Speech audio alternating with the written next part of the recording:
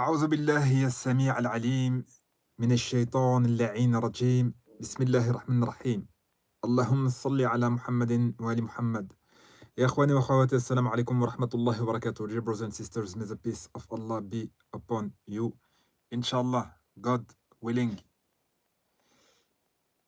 So, today we're gonna present a very interesting book, a book that I bought prior to my departure to Indonesia, and I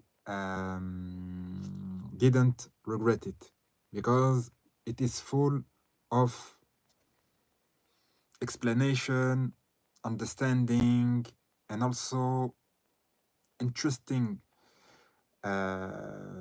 resume of a rich tradition in spirituality and also in physical and martial applications. So this is a book in French. It is called La foi et la force. In Arabic, it can be translated as Al-Iman wal-Quwwa, and in English, the belief or the faith, more the faith and the force. The faith and the force. So 2F is better than to translate with faith than belief, because belief is a set of things you accept which lead to faith. But faith is a little bit different than religious understanding, which form the core of belief. So, the art martial, l'art martial, Silat, de Banten en Indonesia. So Banten is a region of Indonesia located in the Java island. This is the western part of Java, which is called, I think, Jawa Barat. This is this area. And this is a very interesting area because this is near where the biggest city in Indonesia is located. Its capital, Jakarta, Al-Asima. Even maybe there will be a change in the future regarding this capital. So it is written by a French author, Gabriel Facal, in the edition Les Indes Savantes. So the knowledgeable Indias in plural term, because there is many representation of the Indian heritage. It is a very interesting book. Not all in this book will be useful, but there is a strong part which is a concentrate of some interesting fact that I didn't found anywhere else.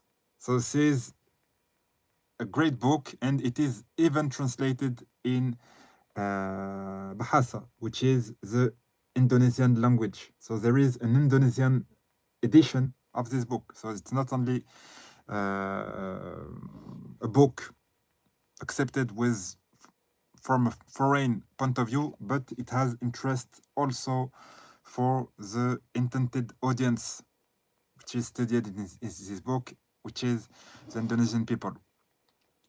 So it is written in French, but I will to translate on the fly. So sorry for the inaccuracies, because I will translate some part on the flies and make everybody have a glimpse of its content. So this book is dedicated to the martial arts of the region of Banten, west of the Java island in Indonesia. These martial arts are are genuine ritual martial initiation.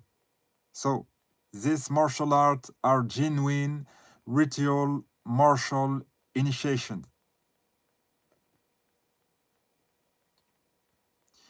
This one encompass activities, various activities like training for combat,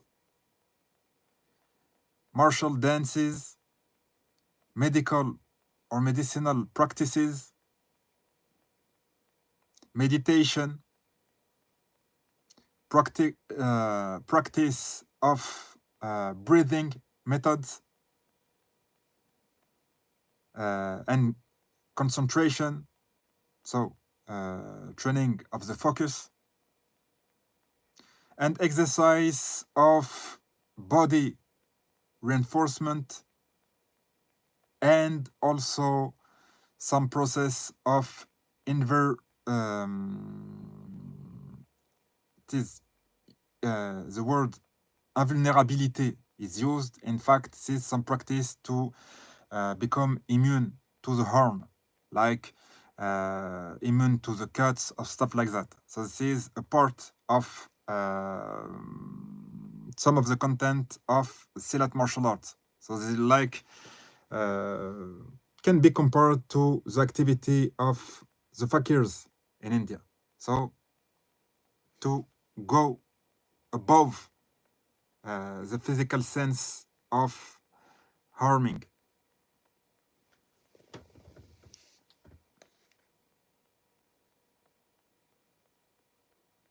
And so,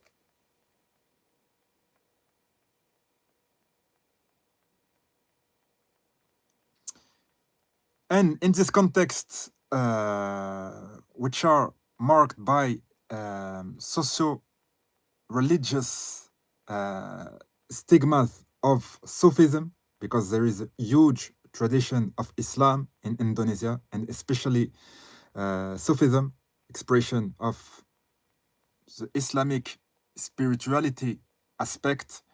There is not only Sufism, which has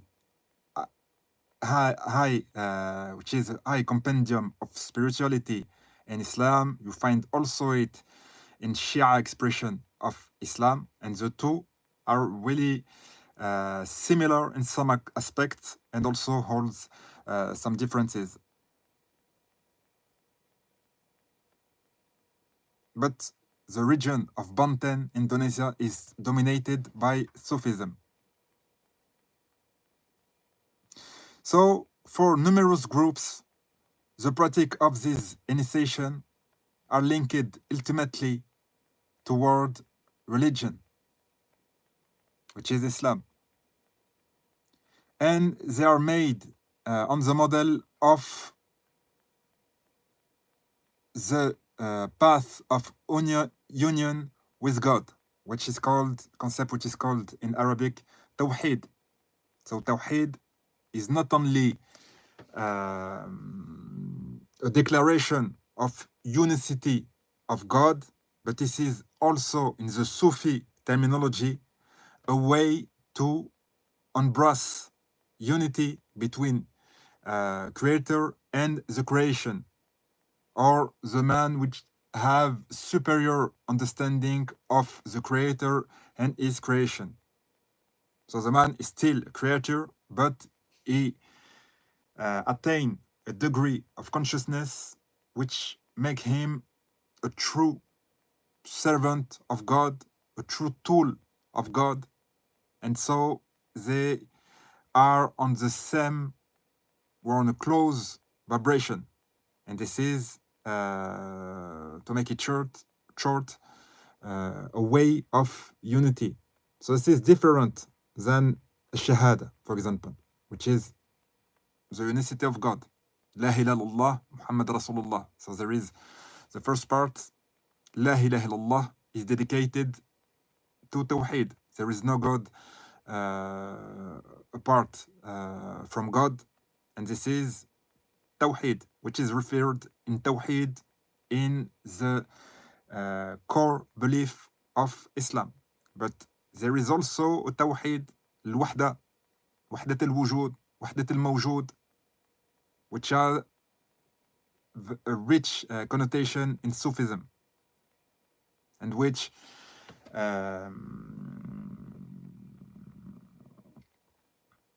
represent a sort of communion between the Sufi, the enlightened Sufi, and his creator, so with God.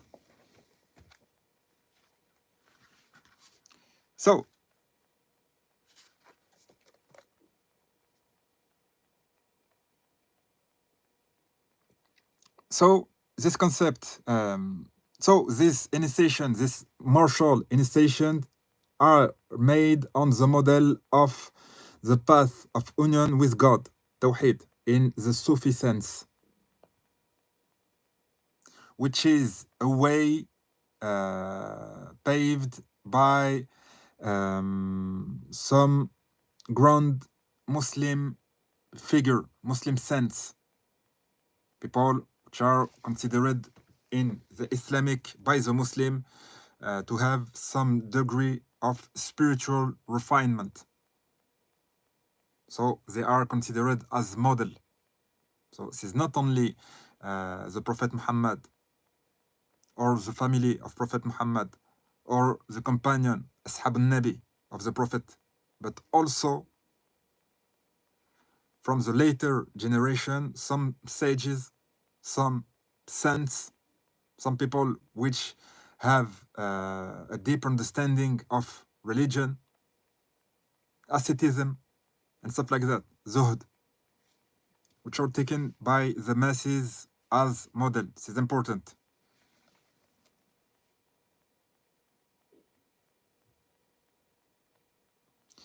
So the exercise about the technique of invulnerability, so techniques of unarming, of self-preservation, which is with some supernatural attribute, also is a part which is observed by some groups and not others, stuff like that, but it's also a part, and it can impress people. And this is called debus, which are transmitted in parallel with the combat technique, are also considered as religious practices.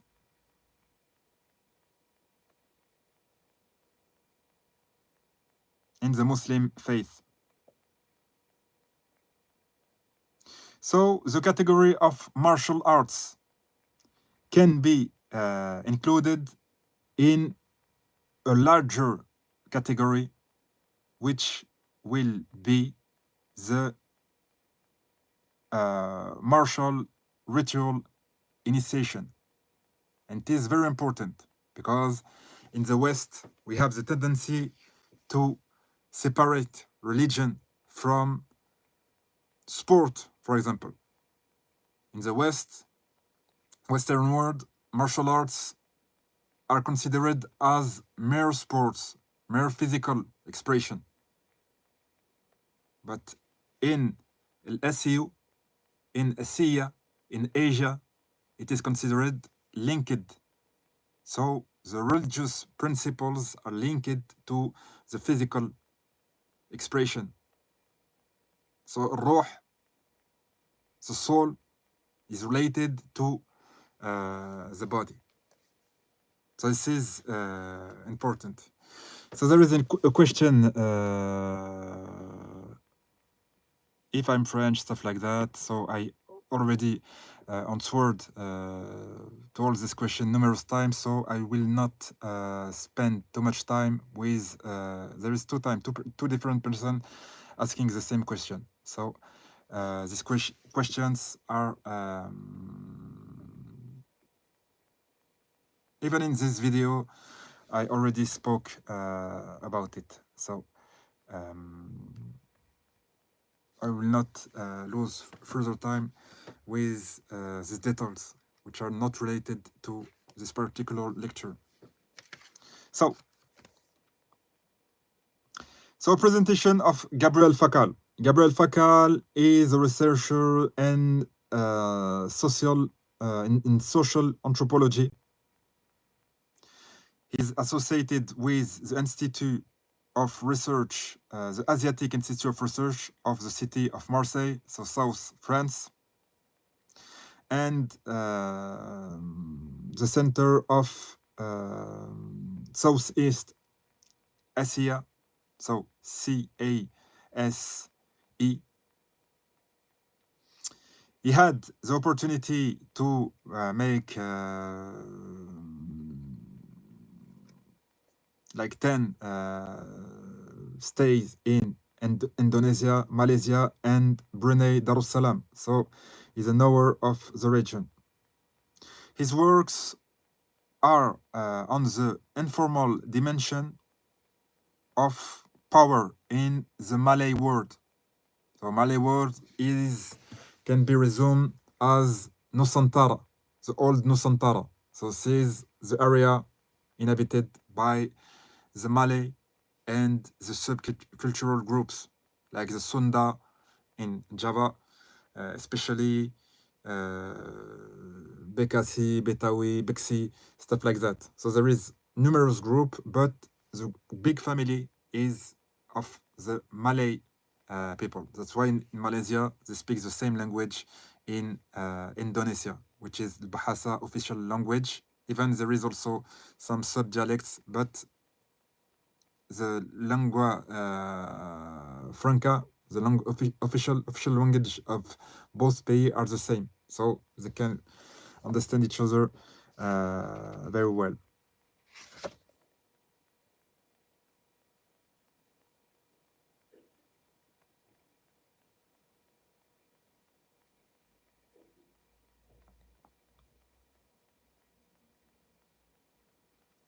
So the study is also a sociological study because it study the dimension and formal dimension of power in the Malay world with an articulation and the study of the group of martial initiation and also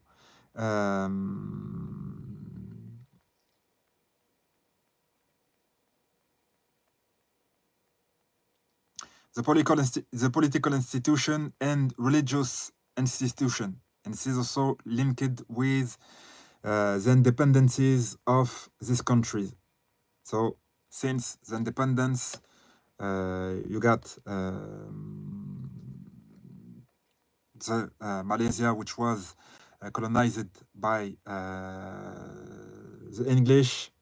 You have Indonesia, which was under colonization of the Hollandese and stuff like that. You have even farther away the Philippines, which was colonialized by the Spaniard and also the US forces and stuff like that.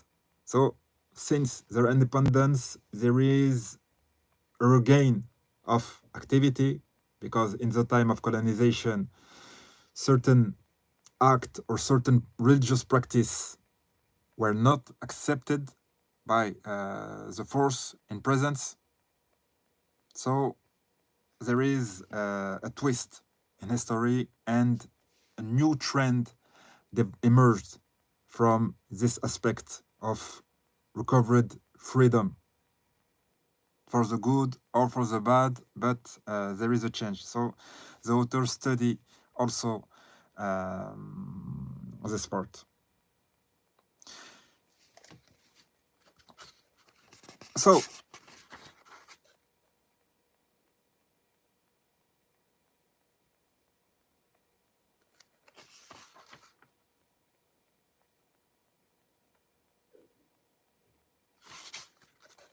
So because there is some sociological content, all the book is not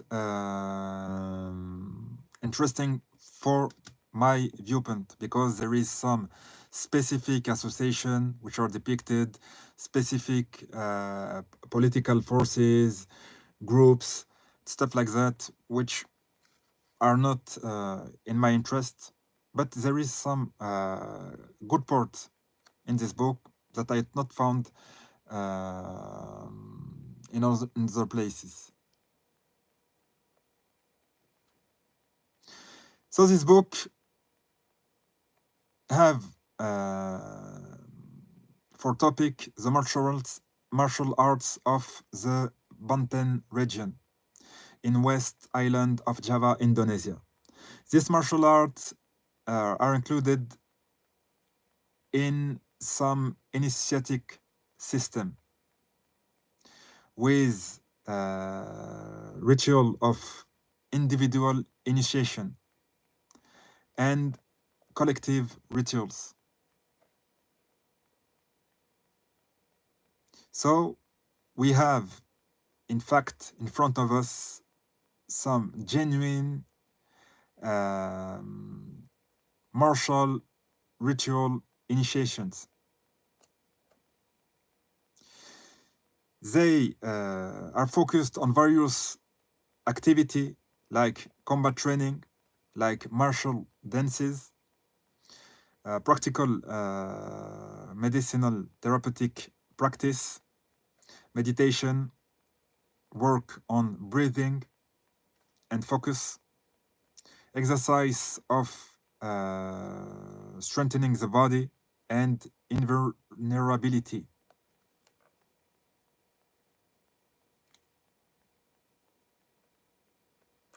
So more in the context of social religious interaction, highly embedded to Sufism, like this is the case in Banten.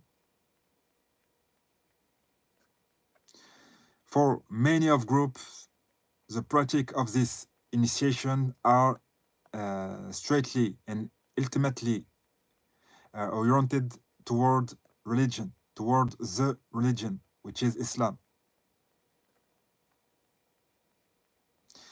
They are made on the model of the path of union with God, Tawheed, in the Sufi understanding. A path laid by some grand sense and religious figure of the Muslim world. The historian Martin von Brunesen had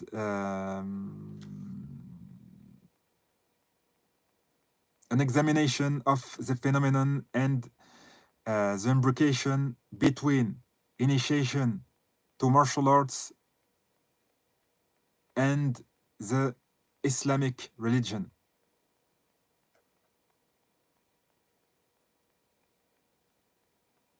And notably took a note that the techniques of invulnerability, which are called locally the booth, which are transmitted in parallel to the techniques of combat, are also a part of the religious practice, the Islamic religious practice. And in other, from another side, like it was noted by Jean-Marc de Grave, the holistic aspect of this initiation can allows a sustain of external practice or activities from the point of view of Orthodox Islam. So there is some practice which are linked to the past of the population. So it is not a critic because we know that the Din of Islam adapt to the people who choose to adhere to it. So this is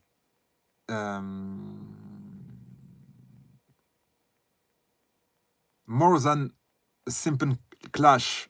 There is also an harmony between integrating some external practices with Islam when the two are not in direct contradiction. It is accepted in some aspects. Here there is a list of the heterodox practice. So like the cult of persons like kings, deceased kings, saints, or local famous personality, and also to the local spirits. So there is a different degree. I'm not here to judge this practice in particular. I discover with you also.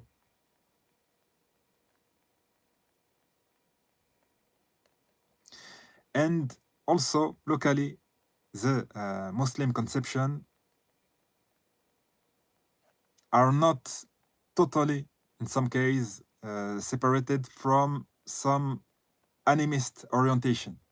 So there is some porous cavities between Orthodox Islam and an older tradition on the island. And we all know that islands have a tendency to isolate themselves, have stronger tradition than continental areas.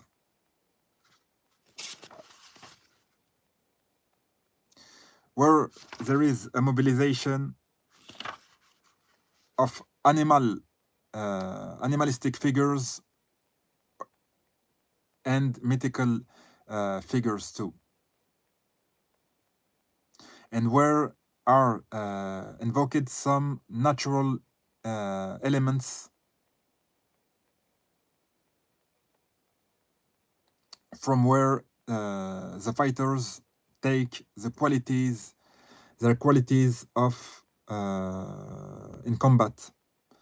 And there is an example of that. There is a style in Panchak Silat,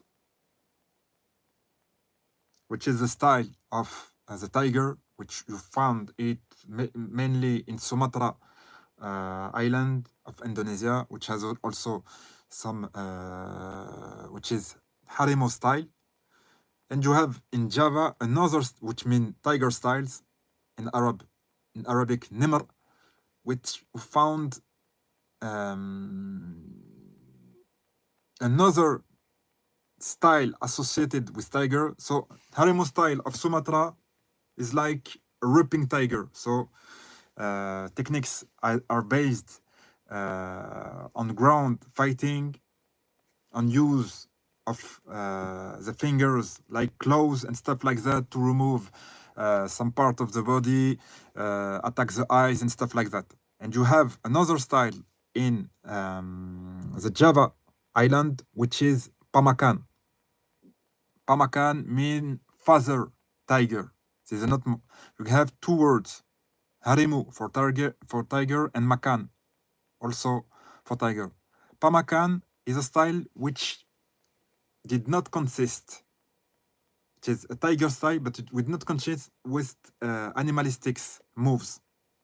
The moves are not inspired from the tiger, but there is a concept of becoming a tiger. And there is some initiation which teach you with a master and stuff like that to have the spirit of a killing tiger. This is, in this case, yeah, that you can understand this part.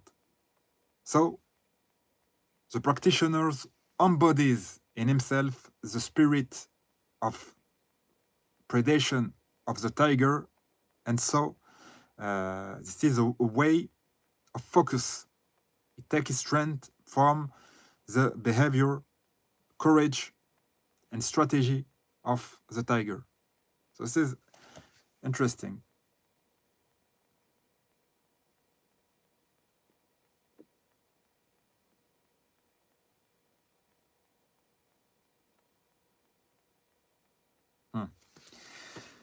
And so there is a legitimate question.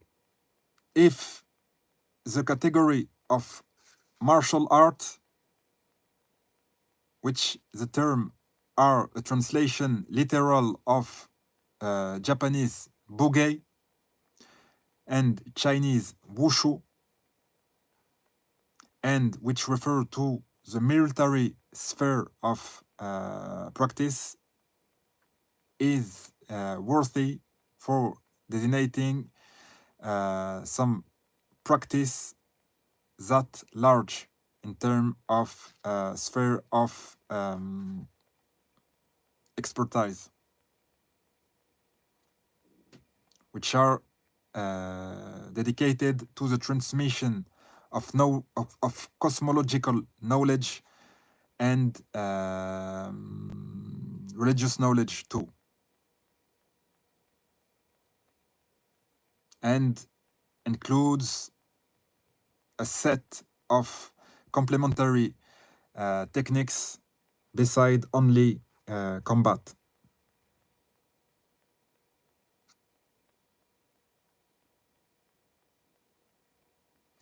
So, for ease of writing, the author chose to use, even for this large scope of transmitted systems, the combination martial arts, because it is easiest to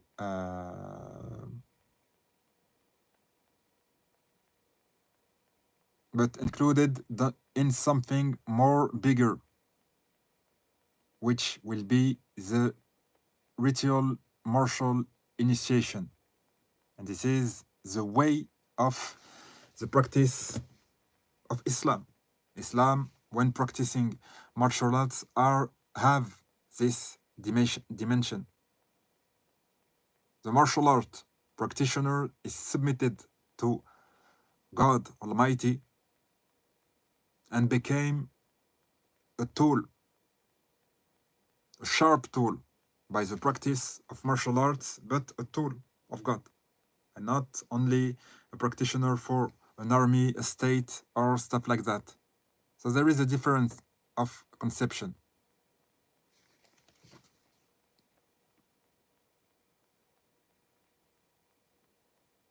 And this is, there is no wrong about it.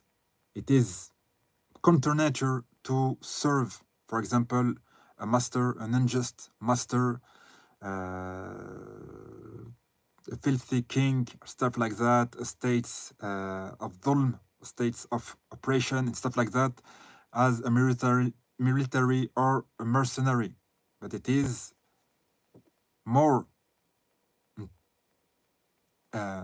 prestigious to serve God in his intention for a man, for practitioners of equity and holistic discipline. So it is not counterproductive. It is the real way of the descendant of Adam, alayhi salam.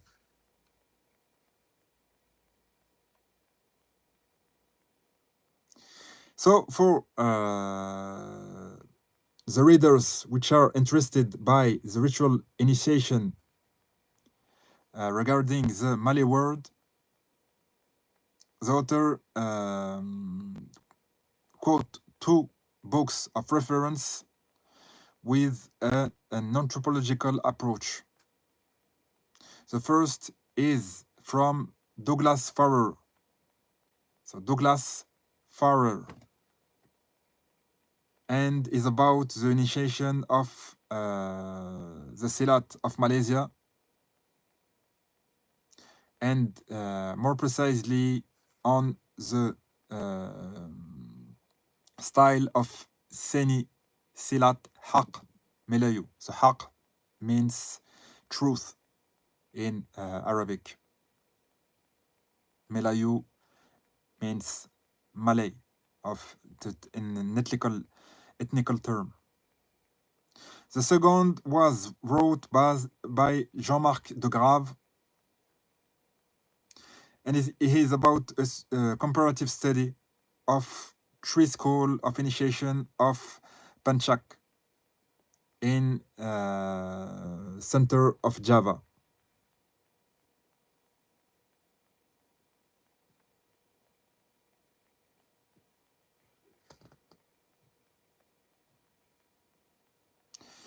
And so at last, the social rule of this initiation in Indonesia were categorized by Federation of Sport and stuff like that under the generic term Panchaksilat, and is described by Oong Mariono, which made a book regarding the reference on martial arts in Indonesia.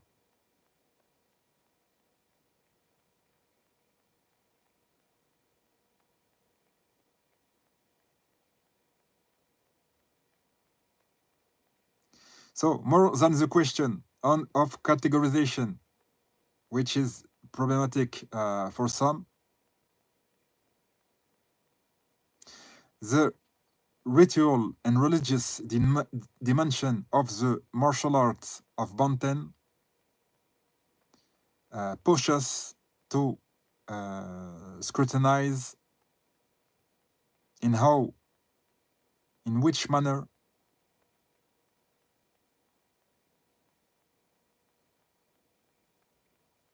the values articulate in this society.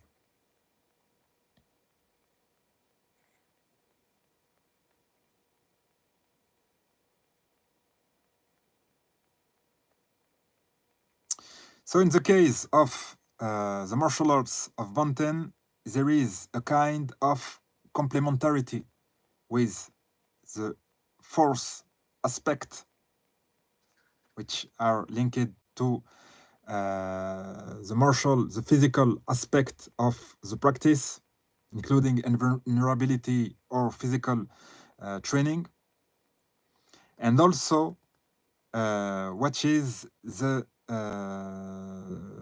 from the resort of the religious faith, Islamic religious faith.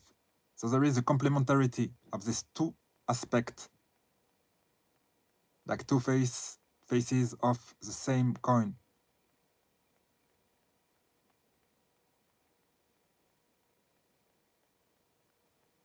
And so more than anywhere else in the Malay world, the case of Banten martial arts is more striking because it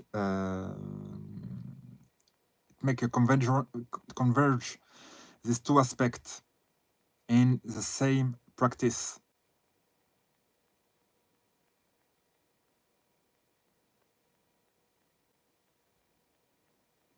So the objective of these ritual initiations aim strengthening the faith and the belief in the efficiency of the combat techniques.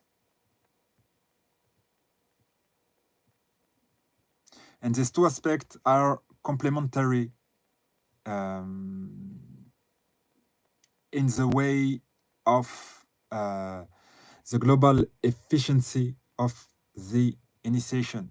Donc, the two are inherent, complementary, and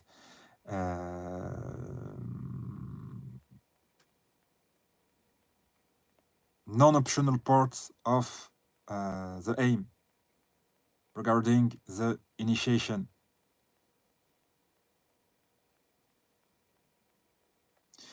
And this efficiency implies that the force is physical, mental, and moral.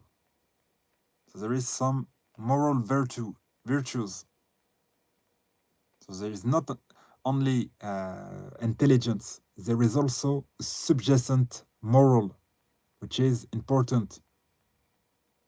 That's why you have, for example, in the Western world, a practitioner of martial arts that can see them in the mirror and are maybe gold medalists, stuff like that, champions, but as are heavy user of steroids and stuff like that. So they're cheater in the moral aspect, but they are considered as champion in a immoral society.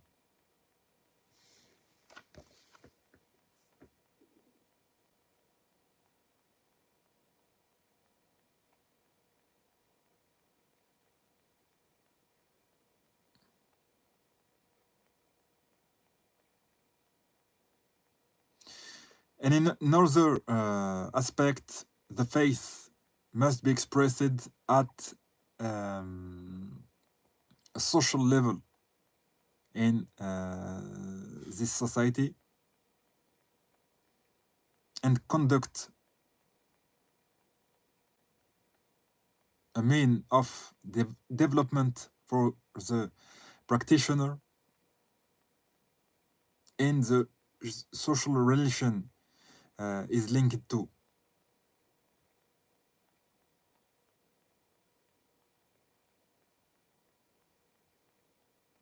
So the different cases that I present here are illustration of this interlinking adjustment between martial arts, religion, and rituality.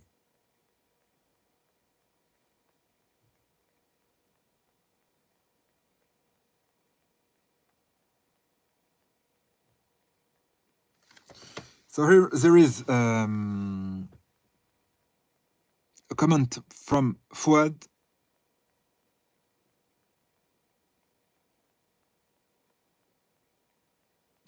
So power in relation with different ways of science maybe is the structuration of a book.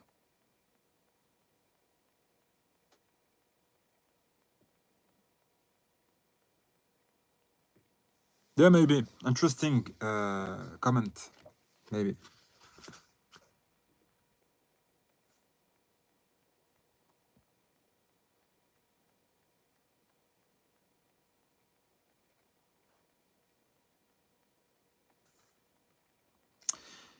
So the style of the writer is far from being straightforward. This can be problematic in, but he's precise in some isolated statements. The historical part of the book is also interesting because there is some biographical material regarding the founder of Panchaksilat, because it is a kind of mystery. So for some people, Panchaksilat emerged maybe in all courts of the Nusantara. So maybe in the Malay have their own hero, founder of the Malay Silat. In some other depiction and transmission, he learned the Silat from a man from Indonesia, stuff like that. There is some debates, but there is some interesting here biographical content with many nuances. So there is, in fact, the point of view of the different point of view that are represented in this book. So it is interesting only for that. Just only for that, it will be an interesting lecture.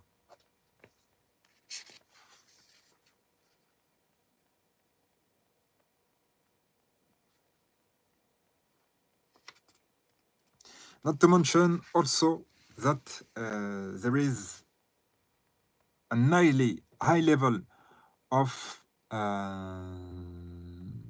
representation of Pencaksilat in Indonesia. So there is many instance. You have the IPSI, I think, instance, which is a central, like a central federation of Pencaksilat, and you have many isolated schools. Some schools are very big, are represented in many areas with thousands and thousands of practitioners and affiliates, and you have also some little schools and stuff like that. So, but you have Pencaksilat schools everywhere. This is part of educational system of Indonesia, and it is interesting because it gives discipline and also a kind of religious initiation. It is linked also with religion. even the more we advance and the more it's standardized in terms of its more physical discipline. But in local area, there is this strong link with religion. This is the end of this video. Allahumma salli ala Muhammadin wa Muhammad. I will select some other parts of the book and present them to you inshallah later. Allahumma salli ala Muhammadin wa Muhammad.